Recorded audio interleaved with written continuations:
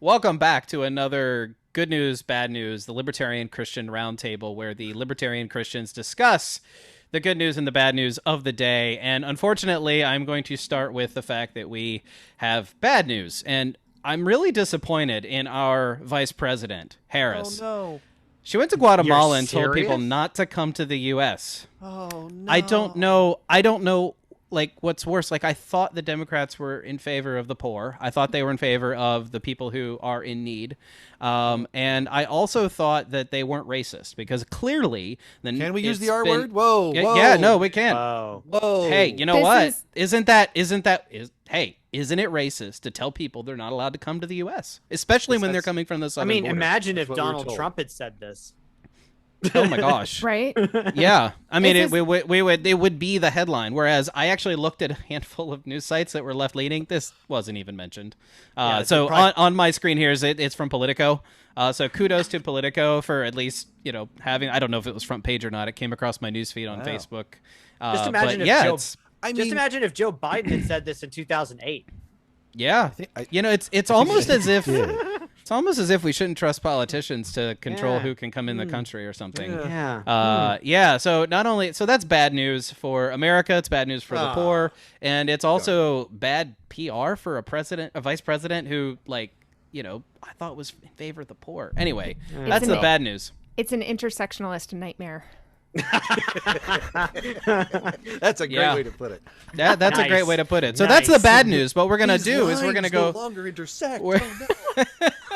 We are going to go to the good news Black because woman, lead us. Matthew Wait. has something to Yes. tell us about celebrating. Pennsylvania is leading the country Yes. in For the In first what? time? Well, for we're leading the country in obesity, in depression, and pretzel consumption. But also, we're leading the country in smacking our governor down and saying, no, you cannot do endless emergency orders and maintain power and control in a dictatorial fashion. Can't do that forever and a day by just granting yourself continuous emergency powers. We have passed our May 18th resolution that changed those amendments within the Pennsylvania Constitution. And we took time this past weekend on the Saturday, which was June 5th, to celebrate that fact. We came together. We talked about what we did as a state. We were very happy about it. And I gave a speech, and I thought it was very appropriate to let everybody know about Romans 13, which was, seems a little bit out of left field, but necessary during this time because many, unfortunately, Christian libertarians and other Christians are really just confused about how to properly exegete Romans 13 in a proper way where you're actually looking at God's character. So I did it right, and everybody should follow suit. So why don't you give us an idea of what you said? Because you never know, Matt. One of these days, you and I might have a conversation that we'll record so that our podcast listeners can listen to this. That sounds like a fantastic idea. Let's make it happen. All right. How about tomorrow night? Let's do that. I think the basic premise that I gave to the audience there, it was on the steps of the Capitol in Harrisburg, to let them know about Romans 13. Here's the basic issue, and I'm sure you guys have heard this as well. Whenever Christians are talking about whether or not we should properly rebel or we should resist what the government is doing, a Christian will inevitably bring up Romans 13 as submitting to governing authorities. Shouldn't we be doing that? Paul has exhorted us to do such a thing. And the answer is not no, but yes. And praise God and thank God for Romans 13 that we're able to read it properly. Because if you're looking at it in a proper scope, understanding God's view of proper governance, what he actually thinks of government. By the way, the book of Samuel, you might want to take a look at it because it does not bode well for governments. But if you're actually looking at Romans 13 in the proper context and looking at what it actually says, it does not actually give a blank check to the government to do whatever they want. It is not there just for people to abuse and use by their whims. The government is thusly still controlled by the law of God and still controlled by the rights of people, and should be exhorted to do so as well. So, But Matthew, government is just the things that we do together. We're all in this together. we're in the, Doug is if that- beyond help.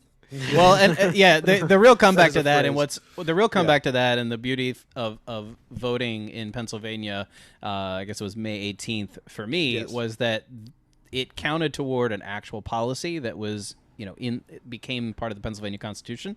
It wasn't just this sort of blind faith or trust in a particular individual to carry out promises that they either possibly can't even deliver on, or that they might reject later on down the road or change their mind or whatever. So it was very specific. So this is a in a way, I'm betraying what I just was sarcastic about and saying that, like, this was the people of Pennsylvania coming together and doing something together. It honestly, and I know that we as libertarians have a mostly hate relationship with voting, but I will say it is at least one way to know somewhat of the will of some of the people within some given area at some amount of time. And should we at least govern ourselves by that to a certain extent? I would say maybe. Well, the more local it is, the better, the more Yeah. representative it's going to be about what's actually happening Yeah. in an area. Right, Yeah. exactly. And that's this gonna was be a trying given. to limit power as Yeah. much as it can be. And so in that spirit and that regard, I was very much in favor of it. And anything that we can do to try and limit governmental powers as much as possible, I think we as libertarians should be all for. So in some ways, you could say that what Pennsylvanians did was we quit the governor. Ugh, I don't know how to quit you. Yes. At some Yeah. point, this is kind of slightly beside what the point you're trying to make here. I think it's probably worthwhile to suggest or differentiate how libertarians are not necessarily against voting per se. What we're against is kind of the philosophical underpinnings that is democracy and political democracy. And there's something to be said about democratizing something even and making it more accessible to more people. But there's a difference between voting and democracy per se. And what we mean by that is something along the lines of, the democracy as in like Hans Hermann Hoppe's notion, democracy, the god that failed. Why did it fail? And what is it about democracy that's problematic per se? So Does there's he use the name Demos in that in that treatment? yeah, I believe so. Okay, just making sure. Yeah, I mean, he's a smart guy. So. I just want to make sure. Yes, yeah. But you're absolutely right, and I actually, it's interesting that you bring that up, and I think that there's a longer format discussion to be had about the two instances of voting democracy and democratization, because democratization is what we do in the market every day, all day, is that we choose and vote with the dollars in our feet. Yeah. And that is good and right and should be encouraged. Yeah. Yeah. However, in trying to use governmental powers by the will of 51%, by the power of 51%, we can tell anybody and everybody what to do with their lives, and that's just wrong. Yeah. Exactly. Except if You know you're the what's- governor of Pennsylvania and you want to stop them from using emergency powers, then that's right. You know what's not wrong? What's not wrong? What's not wrong, Doug? Rage quitting school. Oh,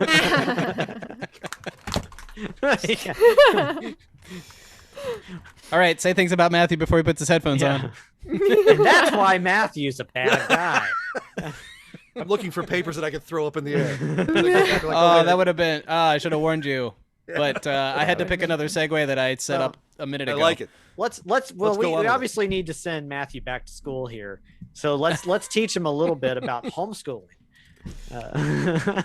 Hey. So I did want to talk a little bit about homeschooling because it's been coming up more and more in the news recently.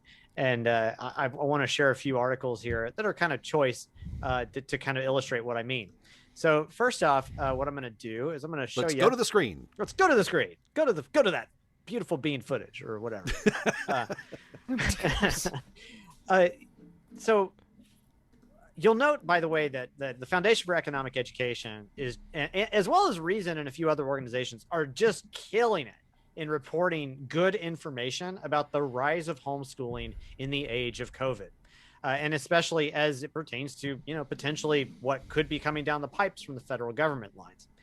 One of the best people for this is Carrie McDonald, who you'll see here writes a lot about homeschooling. And incidentally, my wife once ran into her when we were living in Boston at I guess it was just a I guess a get together of young families. I was not there for the event, but we found out that she was there at the time.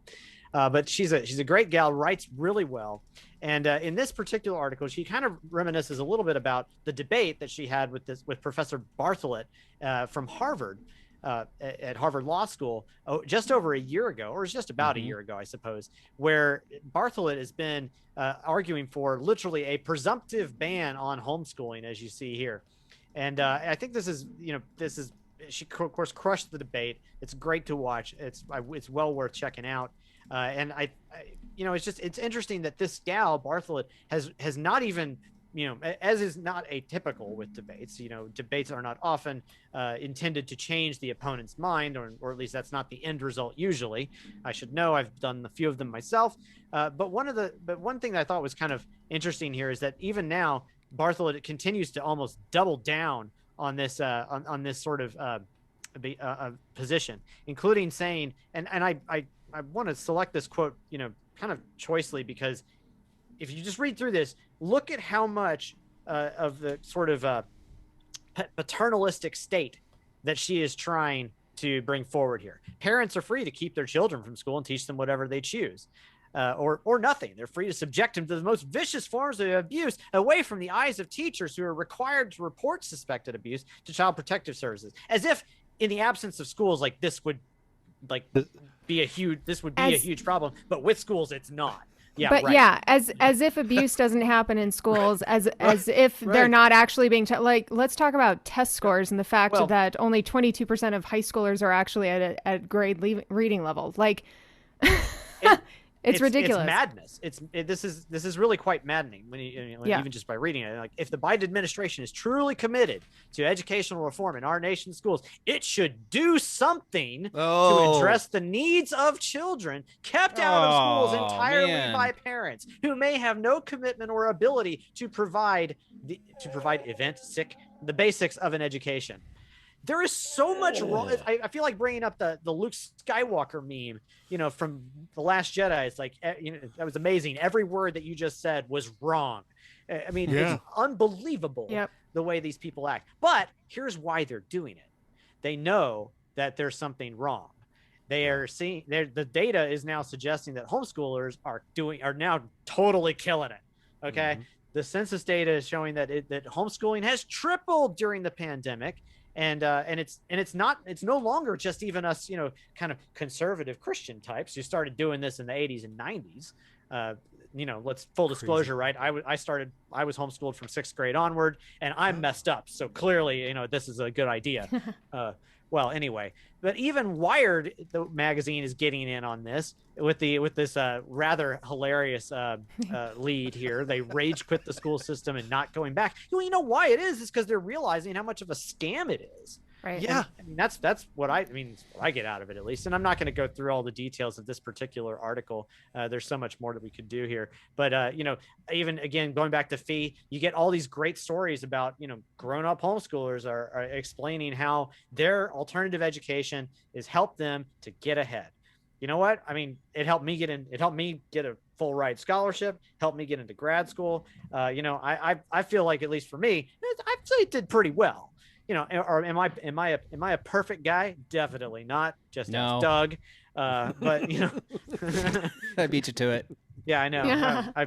You preempted me, but that was on my mind already. But there's so much more to learn here. And even our own many of our own supporters, people who watch our show here, who read LCI's website, for instance, are homeschoolers. We get a lot of that here. And I know for a fact that even LCI has been even somewhat influential in helping some people make the decision to homeschool. So keep it up, guys. Exit that school system. Do what you need to do for your family, of course. It's not for everybody, and there should be multiple educational options. And I'm not even going to criticize you if you ultimately want to use the public school system. I understand that it's not always viable for everybody, but to kind of allow for this type of intrusion from the state onto children, nationwide is definitely a problem. And it's someday in the far-flung future, hopefully we can get rid of all of this publicly funded education, and we can finally have a truly free market in education.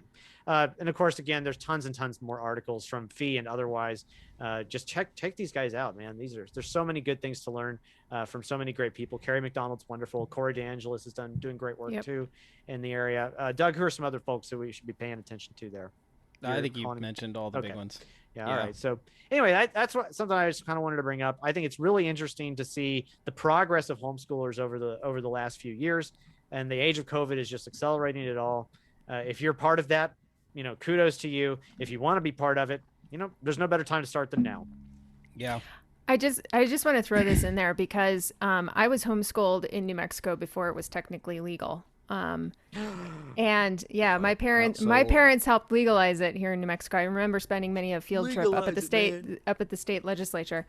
But I distinctly, and I homeschool my kids now. I distinctly remember way back when I was homeschooled, there was one curriculum to choose from.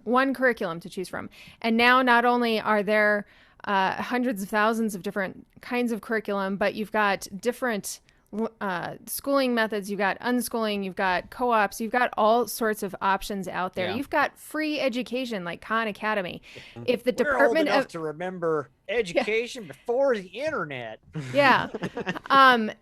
If the Department of Education went away tomorrow, we would be fine. We would be set. We already have that infrastructure already set up. We know that a little over a year ago, when schools had to shut down because we didn't know what was going on with COVID yet, the school system, not all school systems were able to provide really good support for the teachers. Mm-hmm. And so those teachers had to resort to the kinds of things that you were just mentioning. It's like, all right, well, there's this con video. I'll have my kids do that because I got to have, because a lot of teachers do care. A lot of teachers do care. What I'm saying is that a lot of teachers do really care about their students' education. Not all of them. Well, and unions. Here's the thing. But they sought out ways to educate their kids in as best they could. Before COVID, before the lockdowns, our school districts were using Khan Academy to test prep. Really? Yes. They used Khan Academy to test prep. Without free... Wow. Here we go, guys. Without free things on the internet, how would the government educate its children? Thank you. That is a new meme for you right there. Wonderful. Well, very good. Instructing Aaron right now. I have to emphasize, the left has always said we need free education. You can educate your kids for free with the internet. Yeah. It's there. It's there. Rainbows coming out of the screen. Well, you know what? You know what homeschooling really helps out with, which leads us into our next topic, which is the idea of misinformation and being able and equipped to understand it and deal with it and be, I don't know, maybe mature enough to be exposed to it. Unlike the kind of misinformation that was not allowed to be in our news feeds or even talked about, except in whispers in dark, smoky back alleys near Matt's house. What do you know about the dark, smoky alley behind my house? You're patriarchalist. You smoke cigars. I have a drone. Yeah. Anyway, is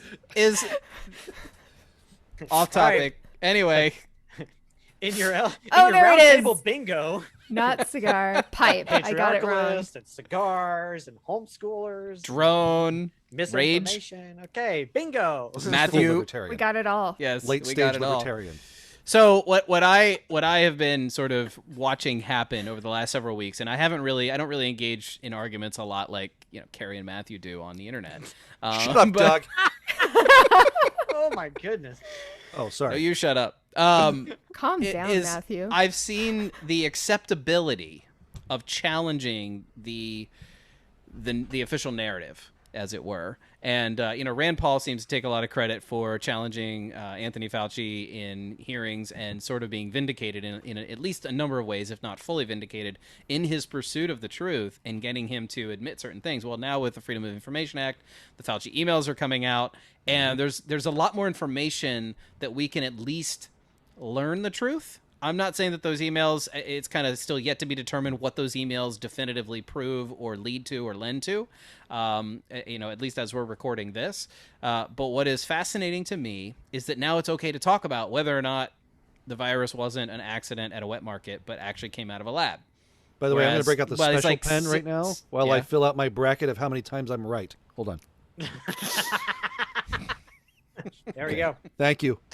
I was told by a friend that all of you know, by the way. I'm not going to leave him nameless, or her nameless. That had told me that this is they suspected this from the beginning through sources that they had, and you know, it's like, all right, so fine. Well, okay, it happened how it happened. Wait, is this friend the Lord? No. I just want to make sure. The Lord is my friend, but this is not the friend that I'm. Oh, okay. Okay.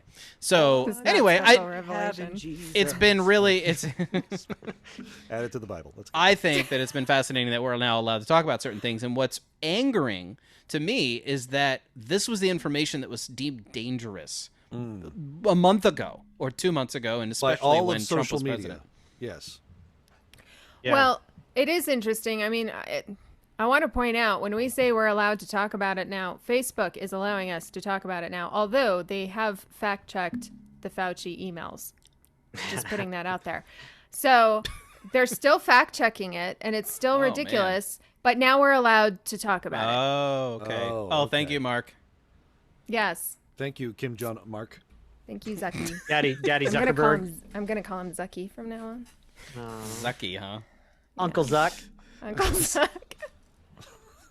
Oh my gosh, that's great. Please, let's put it Uncle Buck and remove John Candy's face and put Mark Zuckerberg's there. And Uncle Zuck. That's You're good. welcome. New meme. We There's should an- do that. Do it. Man, Instructing we Aaron have right now. now. We've got Libertarian machine. Bingo. We've had 2 memes developed during this show. this is Guys, fantastic. if you're not watching this show, You're missing or out. sharing this show. So My for those of you who are watching this show to the end, which is where we are going to end now, please share it with your friends. And if you want more of this shenanigans, go back and watch our other things because And message Matthew us. was Let right us know the whole what you time. want to talk about. Let us know. Yeah, let us know what you want to talk about. Leave a note in the comments. And, of course, go to libertarianchristians.com to read more podcasts. We have a book out. Where's my book? There's books somewhere. I got this one here. Here we go. It's I not got for my book. resale. Oh, Yes, Well, it look. is. Mine is Oh, for no. resale. Matt's not. Mine's over there. No, I Mine's can't not. resell Oh my it. gosh. Don't even think about it. And by the way, there is a question in here about Romans 13. I wonder if Matthew's correct. I wonder We if can look that Matthew's up. read that. He Probably probably not. has. I have not. He hasn't read any of my chapters. Because I was already right about it. All right, so we are going to end this episode so Matthew could go read the official doctrine and dogma of the libertarian. Whoa, whoa, whoa, whoa, whoa, whoa, whoa, whoa, whoa. Poor Norm. No, that was all tongue in cheek. government? Isn't the government an institution created by God? How can Christians square the truth of this being anti-government? Amen. All right, and that's man. where we're going to end.